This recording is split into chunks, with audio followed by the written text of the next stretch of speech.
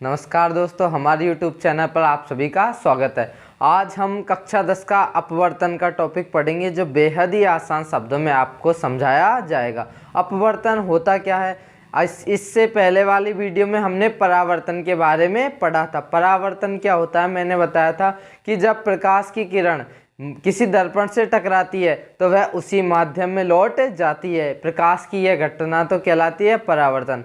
आज हम देखेंगे अपवर्तन के बारे में। अपवर्तन की परिभाषा क्या होती है कि जब कोई प्रकाश किरण किसी एक माध्यम से आती है और दर्पण से टकराती है और माध्यम एक से किस में चली जाती है, माध्यम दो में चली जाती है और अपने पथ को क्या कर लेती है, परिवर्तित कर लेती है, तो ये घटना क्या कहलाती है, अपवर्तन कहलाती है। तो इसकी परिभाषा क्या हो जाएगी, देखिए कि जब प्रकाश किरण एक माध्यम से दूसरे माध्यम में प्रवेश करती है तो वह अपने पथ से विचलित हो जाती है। प्रकाश की इस घटना को ही अपवर्तन कहते हैं। ये क्या हो रहा है, इसको हम चित्र के द्वारा समझेंगे। चित्र में देखिए ये क्या आ रही है, प्रकाश की किरण आ रही है। इस किरण को बोला जाता है आपतित किरण।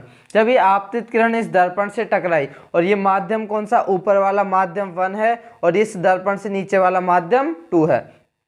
तो जब ये दर्पण से टकराई प्रकाश की किरण, तो टकराने के बाद ये दूसरे माध्यम में प्रवेश किया इसने, तो इसको जाना कौन सी दिशा में चाहिए था, इस प्रकाश की किरण इस दिशा में आ रही है तो इसको इस दिशा में ही जाना चाहिए था। लेकिन क्या हो गई, ये थोड़ी सी मुड़ गई।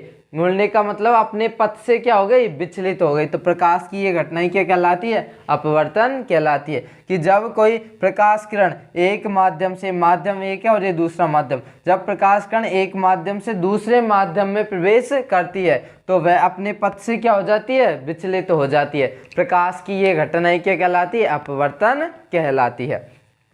अब इसमें आया माध्यम। ये माध्यम होता क्या है, हम माध्यम को समझेंगे। माध्यम क्या होता है, जैसे कांच होता है, कांच भी क्या है, एक माध्यम है। वायु है, ये भी क्या है, एक माध्यम। जल होता है, जल भी क्या है, माध्यम है। और जैसे कि हीरा होता है, हीरा भी क्या है, माध्यम। तो ये सारे क्या होते हैं, माध्यम होते हैं। अब माध्यम कितने प्रकार का होता है, माध्यम 2 प्रकार का होता है। एक होता है सघन माध्यम और दूसरा होता है विरल माध्यम। तो हम सघन माध्यम और विरल माध्यम के बारे में जान लेते हैं।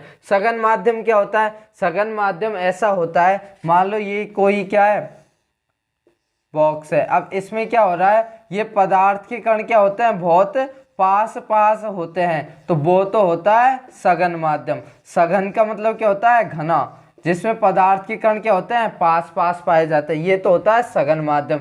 और जिसमें पदार्थ के कण क्या होते हैं, दूर दूर पाए जाते हैं, ये कौन सा माध्यम होता है, विरल माध्यम। तो जिसमें पदार्थ के कण पास पास पाए जाते हैं वो तो होता है अपना सघन माध्यम, और जिसमें पदार्थ के कण दूर दूर पाए जाते हैं वो होता है अपना विरल माध्यम। तो ये होते हैं अपने सघन माध्यम और विरल माध्यम। तो सघन माध्यम और विरल माध्यम के बारे में 2 बातें अपन को याद रखनी है। 2 बातें कौन सी याद रखनी है, कि जब कोई प्रकाश किरण विरल माध्यम से किस में प्रवेश करती है, सघन माध्यम में प्रवेश करती है, तब क्या होता है। तो ये देखिए कि जब प्रकाश किरण विरल माध्यम से किस में प्रवेश करेगी, सरल माध्यम में। विरल का मतलब होता है हवा या निर्वात। जब कोई प्रकाश किरण हवा या निर्वात से सघन माध्यम में, सघन माध्यम का मतलब जैसे कि कांच के अंदर प्रवेश किया, जल के अंदर प्रवेश किया, तो तब क्या होता है। तो ये देखिए कि जब कोई प्रकाश किरण, ये आपतित किरण आ रही है, ये क्या है अपना दर्पण। तो जब प्रकाश किरण सघन, ये कौन सा माध्यम है, अब ये अपना माध्यम हो जाएगा विरल माध्यम। ये कौन सा माध्यम है,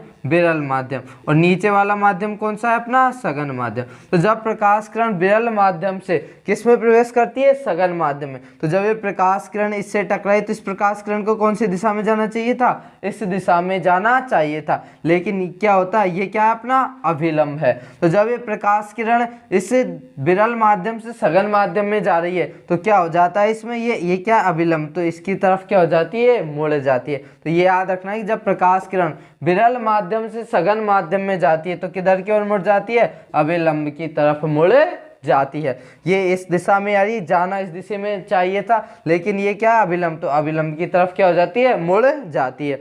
अब ये है दूसरा कि जब प्रकाश किरण कहाँ से, सघन माध्यम से विरल माध्यम में, इस माध्यम में तो विरल से सघन में जा रही थी, लेकिन अब किससे जा रही है, सघन से विरल में जा रही है। तब क्या होता है, तो जब प्रकाश किरण सरल माध्यम से विरल माध्यम में जाती है, प्रकाश किरण आ रही है, इस दिशा में जाना चाहिए था, लेकिन क्या हो रही है, ये इस दिशा में चली गई, मतलब कि अभिलंब से क्या हो गई, दूर हो गई, और इस स्थिति में क्या हो गया, अभिलंब के पास आ गई, और इस स्थिति में क्या हो गई, अभिलंब से दूर हो गई। तो यही बात याद रखनी, ये दोनों बातें आगे हमारे काम आएगी जब हम कांच के आयताकार स्लैब से अपवर्तन पढ़ेंगे, तो उसमें ये दोनों बातें काम आएगी।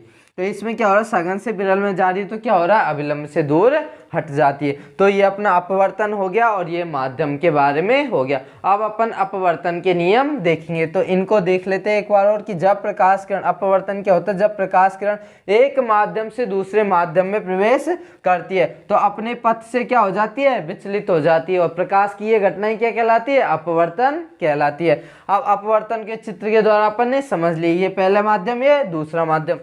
माध्यम दो प्रकार के होते हैं, एक होता है सघन माध्यम और एक विरल माध्यम। सघन माध्यम का मतलब जिसमें पदार्थ के कण क्या होते हैं, पास पास पाए जाते हैं, और विरल माध्यम जिसमें पदार्थ के कण दूर दूर पाए जाते हैं। अब इसमें दो बातें याद रखनी है अपन को कि जब प्रकाश किरण विरल माध्यम से सघन माध्यम में जाती है तो अभिलंब के पास आ जाती है या अभिलंब की तरफ मुड़ जाती है, और जब प्रकाश किरण सघन माध्यम से विरल माध्यम में जाती है, सघन का मतलब जैसे कांच हुआ, जल हुआ, तो कांच या जल से प्रकाश किरण कहाँ जा रही है, हवा में जा रही है। विरल माध्यम कौन से हो जाएंगे, हवा, निर्वात, इसमें जाती है तो अभिलंब से क्या हो जाती है, दूर हट जाती है। अब अपन पढ़ेंगे अपवर्तन के नियम। जिस प्रकार अपन ने परावर्तन के नियम पढ़े थे उसी प्रकार अपवर्तन के भी क्या पढ़ेंगे, अपन नियम पढ़ेंगे। तो अपवर्तन के नियम क्या होते हैं, इनको भी अपन किससे समझेंगे, चित्र के द्वारा समझेंगे। तो देखिए अपवर्तन, ये अपनी कौन सी किरण है, आपतित किरण। अब ये किरण इस दिशा में आ रही है, तो अपवर्तन में पढ़ा था कि अपने पथ से क्या हो जाती है, विचलित। जानी कौन सी दिशा में चाहिए, यही दिशा में जानी चाहिए, लेकिन अपने पथ से क्या हो जाती है, थोड़ी सी विचलित हो जाती है। तो ये तो है अपनी आपतित किरण, और ये किरण कौन सी है, अपवर्तित किरण। परावर्तन के अंदर अपन ने पढ़ा था, एक तो होती है आपतित किरण और दूसरी होती है परावर्तित किरण, लेकिन अपवर्तन के अंदर आने वाली किरण को तो बोला जाता है आपतित किरण, और जो किरण निकलती हुई जाती है उसको बोला जाता है अपवर्तित किरण। तो ये हो गई अपनी अपवर्तित किरण। इन दोनों के मध्य में क्या खींच दिया अपन ने, एक अविलंब खींच दिया। अब उसमें भी पढ़ा था अपन ने आपतन कोण और परावर्तन कोण। इसी प्रकार इसमें भी एक तो कौन सा कोण हो जाएगा, आपतन कोण, और दूसरा हो जाएगा अपवर्तन कोण, क्योंकि इसमें दूसरी किरण कौन सी है, अपवर्तित। तो अपवर्तित के कारण दूसरा कोण कौन सा हो जाएगा, अपवर्तन कोण। तो आपतन कोण को लिखते हैं कोण आई से, आपतन कोण क्या हो जाएगा, ये कोण आई, और दूसरा अपवर्तन कोण, अपवर्तन कोण। अपवर्तन कोण को लिखते हैं कोण आर से। तो कोण आई और कोण आर, उसमें भी परिभाषा देखी थी, तो इसमें भी देखिए।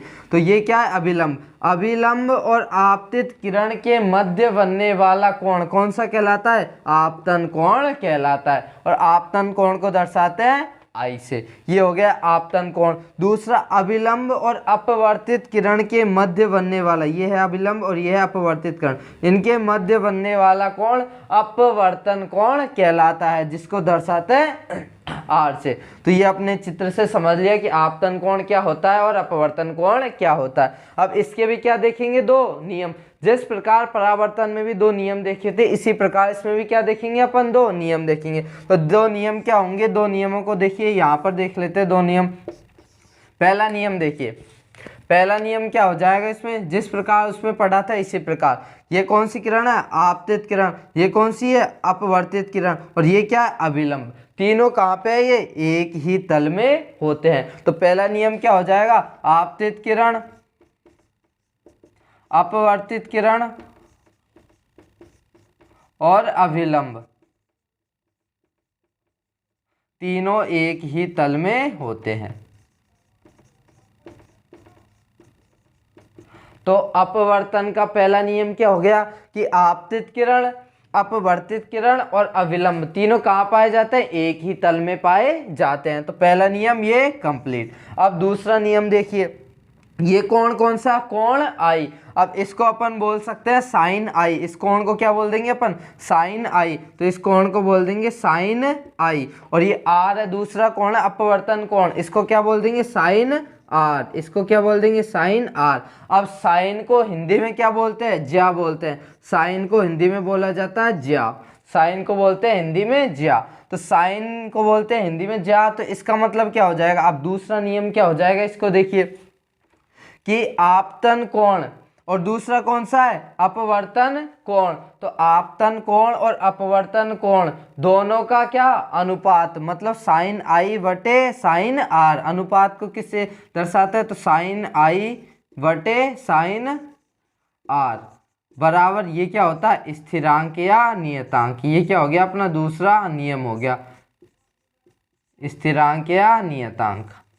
तो अपना अपवर्तन का दूसरा नियम क्या हो गया कि आपतन कोण की ज्या। अब साइन को क्या बोलते हैं, ज्या, कि आपतन कोण की ज्या तथा अपवर्तन कोण की ज्या का अनुपात क्या होता है, एक स्थिरांक या नियतांक होता है। और ये जो स्थिरांक या नियतांक होता है इसे ही क्या कहते हैं, स्नेल का नियम कहते हैं। इसे ही क्या कहते हैं, स्नेल का नियम भी कहा जाता है। तो ये अपनी क्या हो गई, स्नेल के नियम की परिभाषा भी हो गई। और ये ही क्या है इसका दूसरा नियम कि आपतन कोण की ज्या, साइन को बोला जाता है ज्या, तो आपतन कोण की ज्या तथा अपवर्तन कोण की ज्या का अनुपात क्या होता है, एक नियतांक या स्थिरांक होता है, जिसे ही क्या कहते हैं, स्नेल का नियम कहा जाता है। तो ये अपवर्तन के क्या हो गए, दो नियम हो गए। अपवर्तन के बारे में हमने यहाँ देख लिया कि अपवर्तन क्या होता है, इसकी परिभाषा क्या है। इसमें माध्यम होते हैं, दो माध्यम होते हैं, सघन और विरल। जब प्रकाश किरण विरल से सघन में जाती है तो अभिलंब की तरफ मुड़ती है, और सघन से विरल में जाती है तो अभिलंब से दूर हट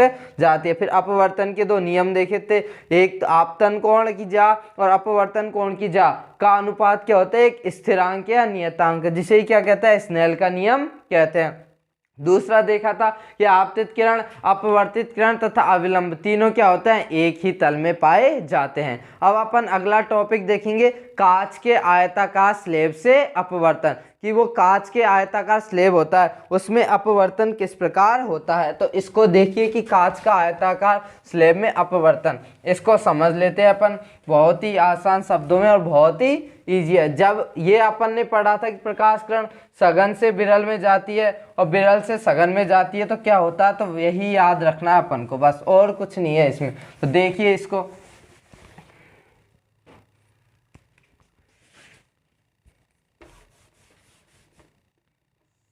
ये बना लिया अपन ने कांच का आयताकार स्लेब, इसको नाम दे देते ए, बी, सी और डी। ये अपना कांच का आयताकार स्लेब, कांच के आयताकार स्लेब से अपवर्तन।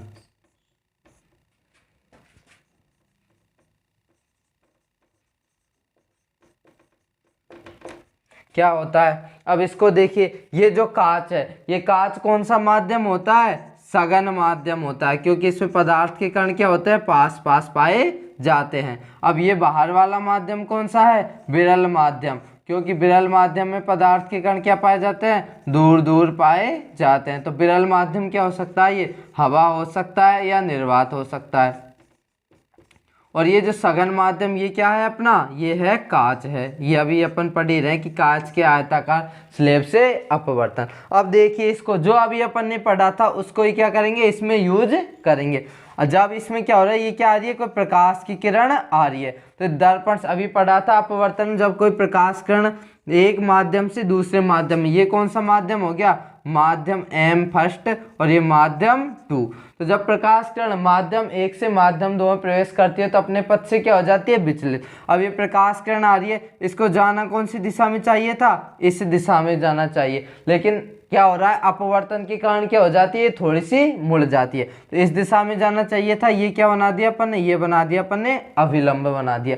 तो अभी पढ़ा था अपन ने कि जब प्रकाश किरण, अब ये तो क्या अपना अभिलंब, अभिलंब को दर्शा सकते हैं अपन एन से, अभिलंब को एन से दर्शा दिया। ये कौन सी किरण है, आपतित किरण, ये आ रही है अपनी आपतित किरण, और ये कौन सी किरण हो जाएगी अपनी, अपवर्तित किरण, ये किरण हो जा, हाँ सॉरी, ये तो आपतित किरण है, ये इस दिशा में जानी चाहिए थी। अब अपवर्तित किरण तो अभी अपन बनाएंगे। तो देखिए क्या है, अभिलंब। तो जब क्या हो रहा है, प्रकाश किरण इस दिशा में आ रही है तो थोड़ी सी क्या हो जाती है, अपवर्तन के कारण मुड़ जाती है, अपने स्थान से क्या हो जाती है, विचलित हो जाती है। अब इधर देखिए, अभी पढ़ा था अपन ने, दो स्थितियां पढ़ी थी। जब प्रकाश किरण विरल माध्यम से सघन माध्यम में जाती है तो कहाँ मुड़ जाती है, अभिलंब की तरफ मुड़ जाती है। और दूसरा पढ़ा था कि जब प्रकाश किरण सघन माध्यम से विरल माध्यम में जाती है तो अभिलंब से दूर हट जाती है। तो इस स्थिति में क्या हो रहा है, ये माध्यम कौन सा, ऊपर वाला विरल, और कांच कौन सा है, सघन। तो जब प्रकाश किरण विरल से सघन में आती है तो अभिलंब की तरफ क्या हो जाती है, मुड़ जाती है। तो किधर मुड़ गई है, अभिलंब, ये क्या अपना एन अभिलंब, तो अभिलंब की तरफ क्या हो गई, मुड़ गई। अब आगे देखिए, इसमें जब ये प्रकाश किरण इधर आ गई तब प्रकाश किरण को क्या कर देते हैं, थोड़ा सा आगे बढ़ा देते। ये तो किधर चली जाएगी, इधर चली जाएगी। और ये प्रकाश किरण दर्पण से टकराने के बाद किधर मुड़ गई, अभिलंब की तरफ मुड़ जाती है। अब इसमें देखिए परावर्तन दो बार होगा, सॉरी अपवर्तन। इसमें अपवर्तन एक बार तो यहाँ हो गया और दूसरी बार अपवर्तन कहाँ होगा, यहाँ पर होगा, क्योंकि प्रकाश किरण जब हवा से कांच के अंदर तो प्रवेश कर गई, अब वो निकलेगी भी तो सही, तो अब क्या करेगी, वो कांच से कहाँ जाएगी, वापस हवा में जाएगी। तो अब ये कांच कौन सा माध्यम हो गया, अब ये तो है सघन माध्यम, और ये भार वाला माध्यम ये कौन सा है, विरल माध्यम। अब क्या हो रहा है, उल्टा हो रहा है। पहले तो प्रकाश किरण विरल माध्यम से सघन माध्यम में आ रही थी तो अभिलंब की तरफ मुड़ गई, लेकिन अब प्रकाश किरण सघन माध्यम से कहाँ जा रही है, विरल माध्यम में जा रही है। तो अभी पढ़ा था अपन ने, जब प्रकाश किरण सघन माध्यम से विरल माध्यम में जाती है तो अभिलंब से क्या हो जाती है, दूर हट जाती है। तो ये क्या हो रहा है, प्रकाश की किरण आ रही है, ये प्रकाश किरण आगे दर्पण से टकराने के बाद क्या हो रहा है, इस प्रकाश किरण को जाना तो कौन सी दिशा में चाहिए था, इस दिशा में जाना चाहिए था, लेकिन क्या हो गई, अब ये क्या बना दिया अपन ने, ये बना दिया अपन ने अभिलंब। इन दोनों के मध्य में क्या बना दिया, ये अभिलंब बना दिया। अभिलंब को अपन इससे ग्रीन से लिख देते हैं, ये क्या बना दिया अपन ने, अभिलंब बना दिया। ठीक है, अब यह अभिलंब बना दिया, ये क्या आ रही है, प्रकाश की किरण आ रही है, जाना इस दिशा में चाहिए था। अभी पढ़ा था जब सघन से विरल माध्यम में जाती है तो प्रकाश की किरण क्या होती है, अभिलंब से दूर हट जाती है। तो प्रकाश किरण कौन सी दिशा में चली गई, दूसरी दिशा में चली गई, और ये क्या अपना अभिलंब एन, इसको एन से दर्शा दिया। ये अपना क्या अभिलंब, ये जानी इस दिशा में चाहिए थे लेकिन अभिलंब से क्या हो गई, ये दूर हट गई। तो इसमें जो अपवर्तन हो रहा है, एक तो यहाँ पर हो रहा है और दूसरी बार यहाँ पर हो रहा है कि जब प्रकाश किरण विरल माध्यम से सघन माध्यम में जाती है तो अभिलंब के पास आ जाती है, और जब सघन माध्यम से विरल माध्यम में प्रवेश करती है तो अभिलंब से दूर हट जाती है। अब अपन ने पढ़ा था कि अभिलंब और किसके मध्य, आपतित किरण के मध्य बनने वाला कोण कौन सा होता है, कोण आई होता है। फिर ये अपवर्तित किरण और अभिलंब के मध्य बनने वाला कोण कौन सा होता है, कोण आर होता है। इसको यहाँ लिख देते हैं, कोण आर होता है। इसी प्रकार यहाँ बन रहा आपतित किरण और अभिलंब के मध्य बनने वाला कोण कौन सा होता है, कोण आई। अब ये आई वन दे दिए इसको नाम, तो इसको I2 दे देते हैं।